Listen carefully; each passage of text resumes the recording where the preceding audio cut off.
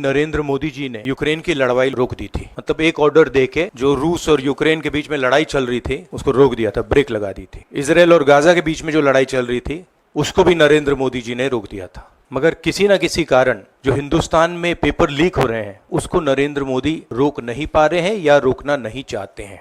मध्य प्रदेश में व्यापम हुआ और अब उस व्यापम को नरेंद्र मोदी जी और उनकी सरकार पूरे देश में फैलाने का काम कर रही है।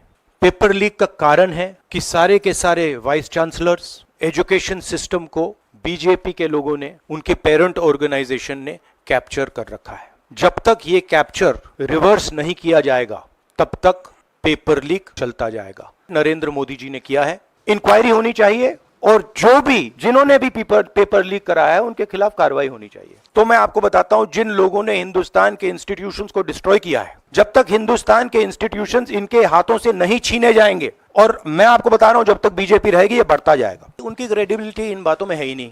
वो क्लीन चिट दें उसका कोई मतलब ही नहीं है, उनकी जीरो क्रेडिबिलिटी है। Silence is because prime minister is crippled right now. Prime ministers main agenda is the speaker, so he is not bothered about need, he is not bothered about all these things. He is bothered about कि भैया मेरी सरकार निकल जाए यहां से और मेरा स्पीकर बन जाए। The prime minister, if I might say so, is psychologically broken. He has collapsed, psychologically collapsed, and he will struggle. Knowing his personality, he will struggle to run a government like this because his entire sense of running a government, Mr. Modi's idea is to generate fear in people, to frighten people, to make people not speak. You're aware of that. Now what has happened is people are not scared of him. Basic concept of Modi has been destroyed in this election.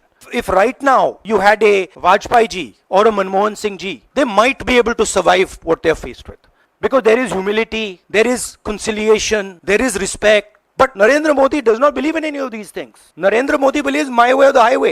And now suddenly is found that earlier there were Congress people who were not scared of him. Now nobody in the country is scared of him. Psychologically it's almost a fatal blow for the Prime Minister and he is going to really struggle. जो नरेंद्र मोदी जी का जो concept था और वो गुजरात में शुरू हुआ था, गुजरात से वो गुजरात मॉडल फिर वो नेशनल लेवल पे लाए। कॉन्सेप्ट क्या था? कॉन्सेप्ट था हजारों करोड़ रुपए की मार्केटिंग और डर, एजेंसी का डर, मीडिया का डर, सरकार का डर। अब देश में कोई उनसे डरता ही नहीं है। जो पहले 56 इंच की छाती थी, नंबर तो नहीं दे सकता हूं, बट 30-32 हो गई है।